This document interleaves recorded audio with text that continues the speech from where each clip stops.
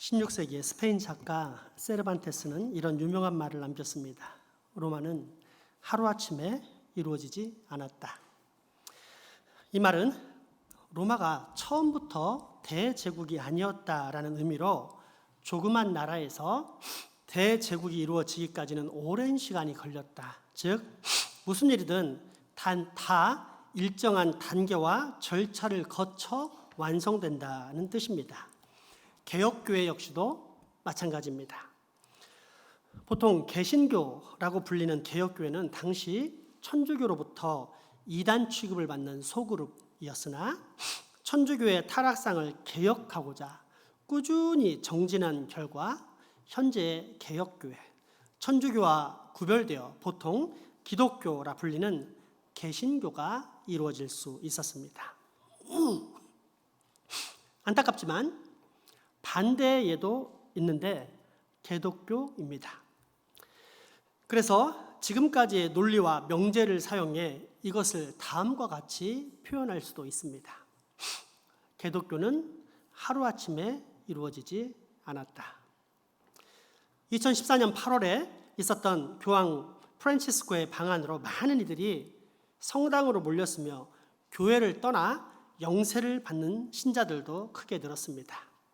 제가 아는 집사님 중 한 분도 성당으로 옮겼습니다. 이유는 교회 다니는 사람들이 너무, 좀 더 강조할게요, 너무 옹졸하고 추잡하다는 것이었습니다. 물론 이전부터 꾸준히 진행되어 온 일들이지만 외적으로 천주교의 깨끗함과 대비되는 기독교의 추악한 현실들이 자꾸만 부각되고 대비되면서 지금은 더욱더 개독교가 가속화되고 있는 상황입니다. 도대체 무엇이 문제일까요?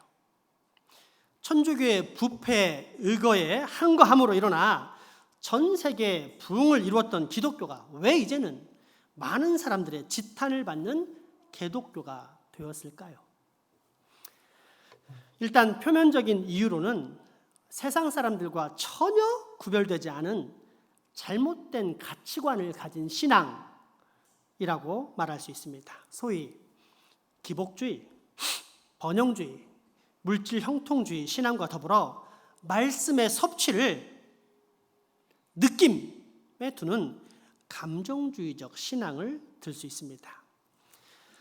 설교로 따지자면 예수 믿으면 이 땅에서 복받고 만사 형통하게 될 것이라는 메시지나 회중의 관심을 끄는 재미있고 즐거운 설교를 하면 좋은 설교, 그렇지 않으면 나쁜 설교로 치부해버리는 현상들입니다. 이유는 간단합니다.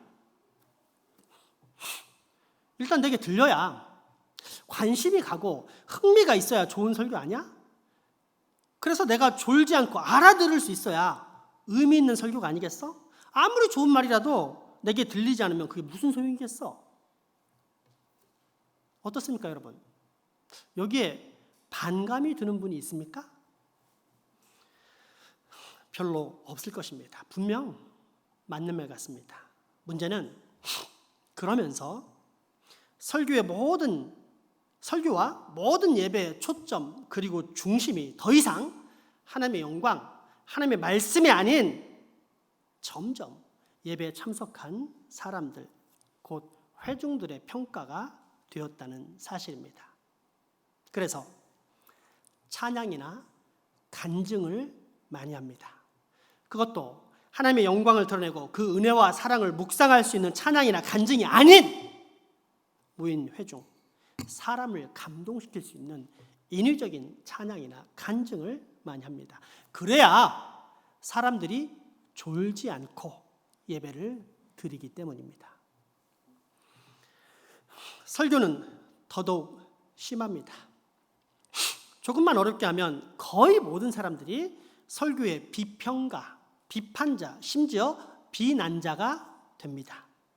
저렇게 설교를 하면 누가 알아듣겠어? 아니, 실생활과 동떨어진 설교, 당장 우리 삶에 적용할 수 있는 주제가 아닌 설교를 왜 하는데? 내가 설교 시간에 왜 조는지 알아? 목사가 설교를 못해서 그래. 목사가 설교만 잘해봐. 내가 과연 졸겠는가? 스스로 생각하기에 상당히 날카롭고 똑똑한 비판 같지만 이런 평가와 비난에는 두 가지의 문제점이 노출될 수밖에 없습니다. 일단 합리적 차원의 반문입니다. 박사과정 대학원생들을 대상으로 개설한 화학 수업에 어떤 대학원생도 참석했는데 그는 일명 낙하산 대학원생입니다. 돈 많은 아버지가 아들의 학위를 따게 하려고 기부금 입학을 시킨 것입니다. 하지만 중학교 이후로 돈 많은 아버지 믿고 공부를 하나도 안 해서 실제 실력은 중학교 3학년 실력입니다. 수업이 끝나자마자 학생이 열변을 토하며 투덜거립니다. 저 교수 수업이 저게 뭐야? 내가 전혀 못 알아듣게 설명하잖아. 얼마나 실력이 없으면 학생이 못 알아듣게 설명을 해? 누가 문제이겠습니까? 교수의 문제이겠습니까? 그동안 공부를 안 했던 낙하산 대학원생의 문제이겠습니까? 둘째는 영적인 차원입니다. 우리는 보통 사람의 구원이 이성적, 논리적 차원에서 일어난다고 착각하며 삽니다. 예수 그리스도께서 우리 인간의 죄를 위해 대신 죽어주셨다. 그리고 누구든지 이 사실을 믿기만 하면 구원을 받는다. 라는 명제를 끄덕끄덕하면서 이성적으로 인정하고 받아들이는 사람이 구원을 받는다. 라고 믿기 때문입니다. 언뜻 보면 아무런 문제가 없어 보입니다. 무슨 문제가 있나요? 그런데 분명한 문제가 있습니다. 무엇일까요? 태어날 때부터 선천적인 장애를 가져서 이러한 고백을 못할 뿐더러 평생 식물 인간처럼 병원에 누워만 살다가 이 세상을 떠나는 중환자들은 어떻게 될까요? 그들은 구원받지 못하고 다 지옥에 갈까요? 이에 대해 여러분은 어떻게 생각하십니까?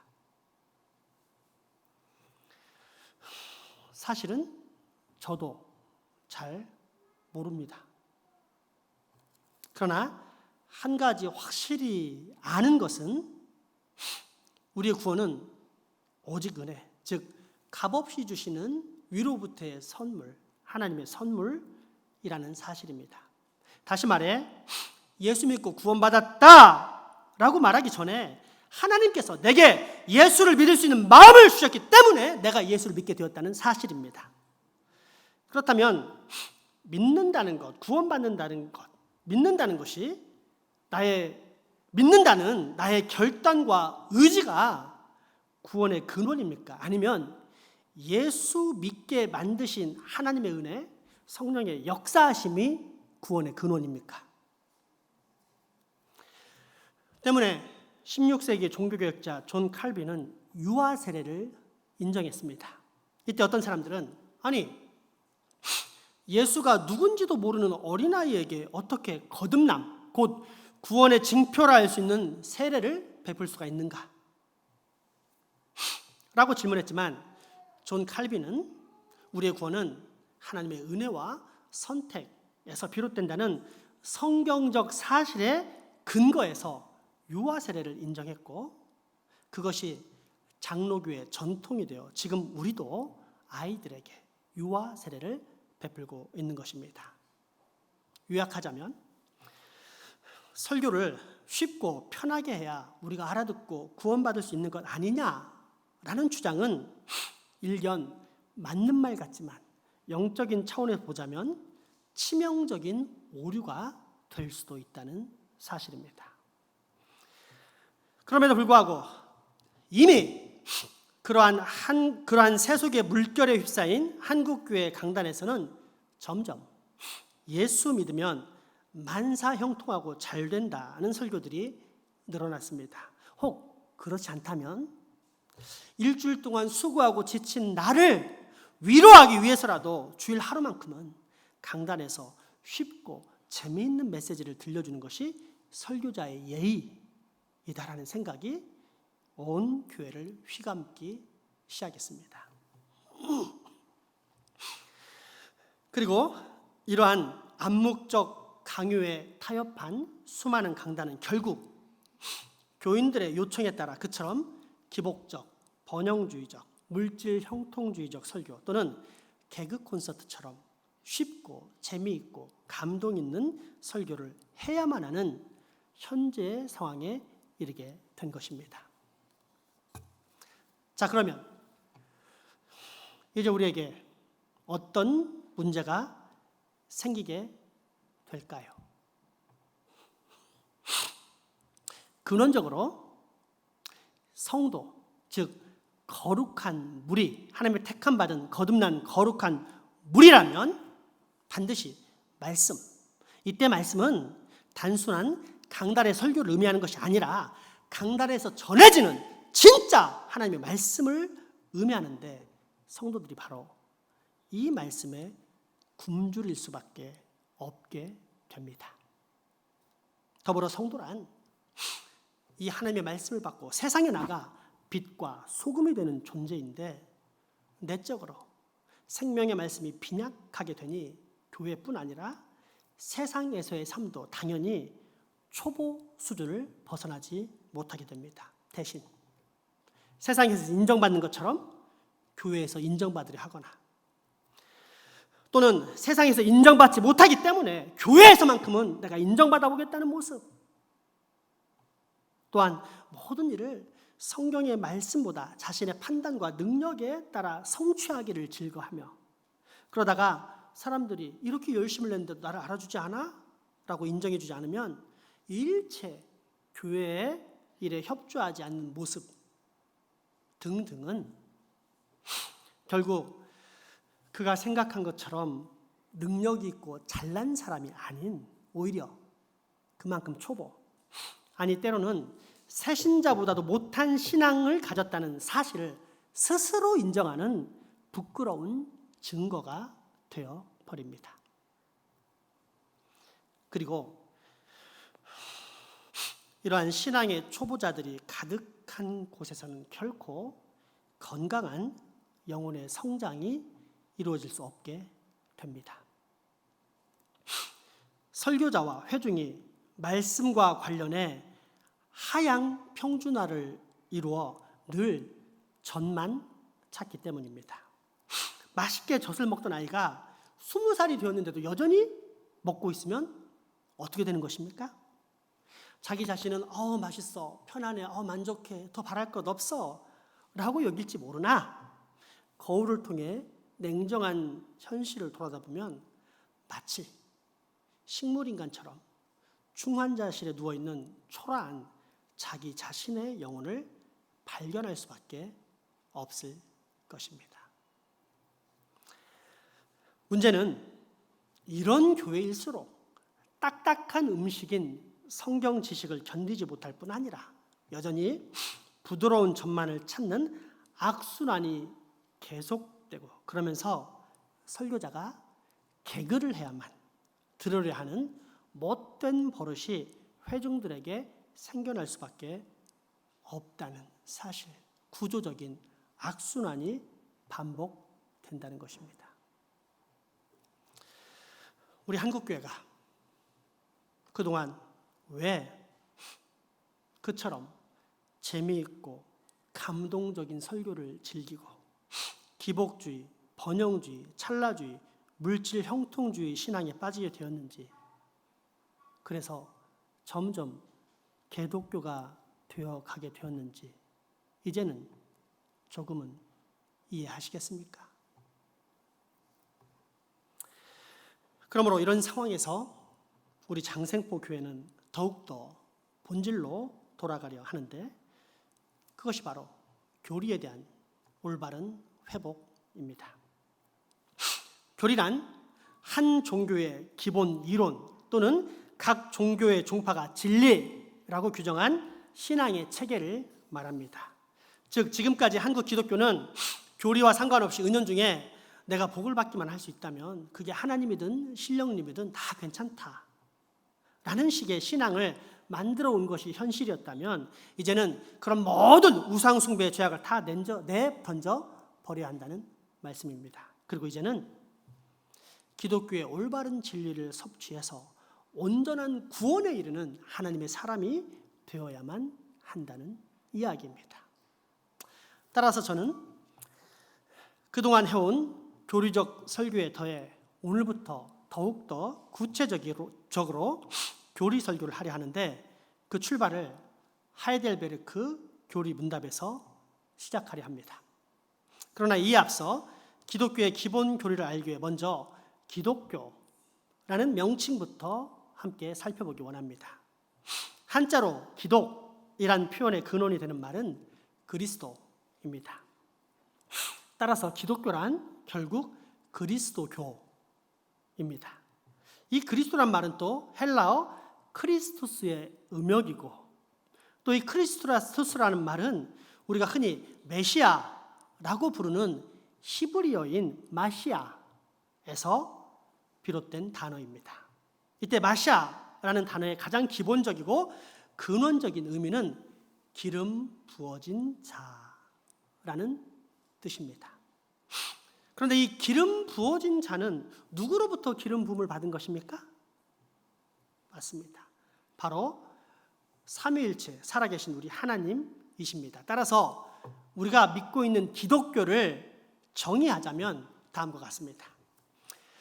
천지의 주제이신 삼위일체 하나님께서 죽어가는 인생들을 불쌍히 여겨 이 땅의 메시아, 즉 당신께서 유일한 구원자라고 인정하시고 기름 부어주신 예수 그리스도라는 성자를 이 땅에 보내주셨는데 기독교란 바로 이 하나님의 선물이자 구원자이신 예수 그리스도를 믿는 종교이다.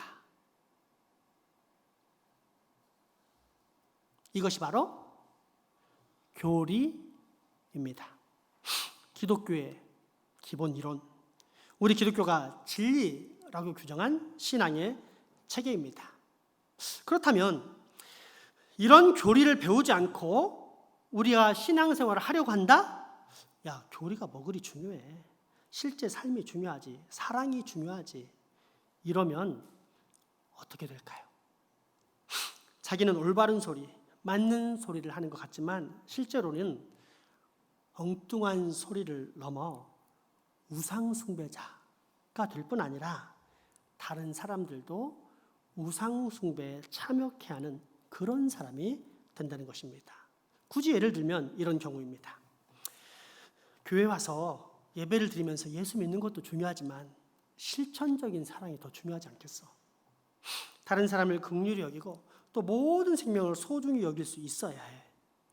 그런 면에서 볼 때 불교는 상당히 훌륭한 종교야. 부처님의 모습을 한번 살펴봐봐.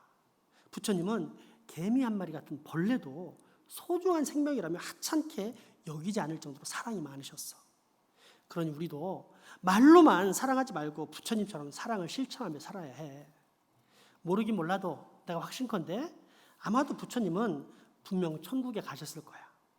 그렇게 선하고 사랑 많은 사람이 천국에 못 가면 과연 누가 천국에 가겠어? 어떻습니까, 여러분? 한 번도 안 들어본 이야기입니까? 자주, 많이, 심지어 교회 안에서도 들어본 이야기 아닙니까? 그래서 수긍하지 않습니까, 우리가?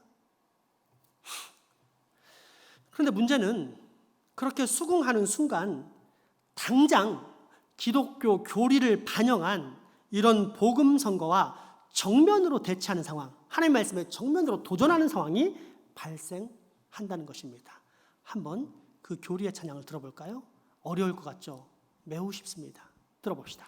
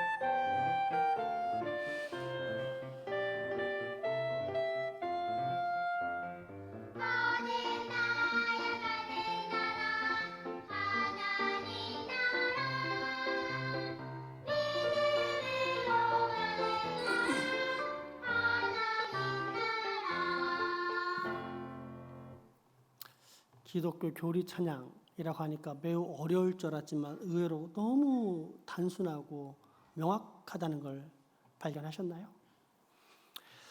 자, 그러면 아까의 내 생각이 맞을까요? 방금 들으신 기독교 교리가 맞을까요? 따라서 내가 스스로 옳다고 생각한 모든 판단은 사실상 나도 모르게 우상 숭배에 동참한 것이요. 또한 그런 생각을 다른 사람들에게 나누면 나눌수록 나도 모르게 그들마저도 우상 숭배에 동참케 만드는 것이란 사실입니다. 교회 다닌다 하지만 자신도 모르게 자신과 그 사람 주변에 있는 모든 영혼들이 점점 병들어가다가 결국 영원한 사망 가운데 이르게 되는 것입니다. 때문에 저는 지난 3년간 그동안 여러분의 건강한 성장을 위해 끊임없이 교리적 설교를 해왔고, 나아가 오늘부터는 더욱더 구체적인 교리 설교를 할 계획인데 그 출발이 바로 하이델베르크 교리 문답입니다. 하이델베르크 교리 문답은 1562년 선제후 프리드리 3세가 자신의 영토 안에서 사용될 새로운 교리 문답을 만들기 위해 준비한 후 이듬해 1563년에 처음으로 공포된 교리집입니다. 루터로부터 시작된 종교개혁이 1517년이니까 약 46년 뒤에 만들어진 것인데, 이 하이델베르크의 교리 문답은 반드시 세 가지의 목적을 충족해야 했습니다. 한번 읽어봅시다. 첫째, 청소년에게 신앙의 기본 진리에 대해 가르친다. 둘째, 설교자들의 안내 역할을 한다. 셋째, 종교개혁을 지지하고 후원하는 87 지방에서 이 교리 문답은 모든 교회들을 하나 되게 하는 신앙 고백의 형태를 지녀야 한다. 아멘.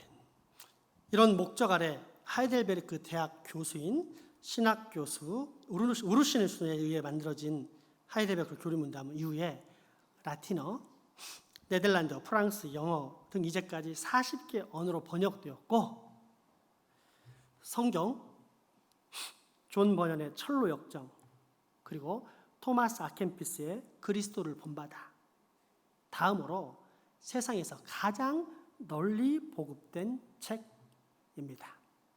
내용은 주로 사도신경, 십계명, 주기도문 이 세 가지에 대한 해설서로서 한마디로 기독교 신앙의 뼈대, 기독교의 진리의 기본 체계를 아주 분명하게 잡아주는 성경 해설서라고 할 수 있습니다.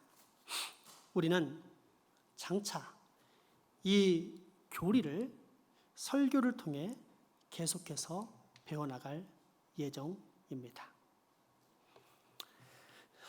제2차 바벨론 포로로 끌려간 에스겔 선지자는 예루살렘이 멸망하기 전에는 끊임없이 죄에 대한 심판을 선언했습니다.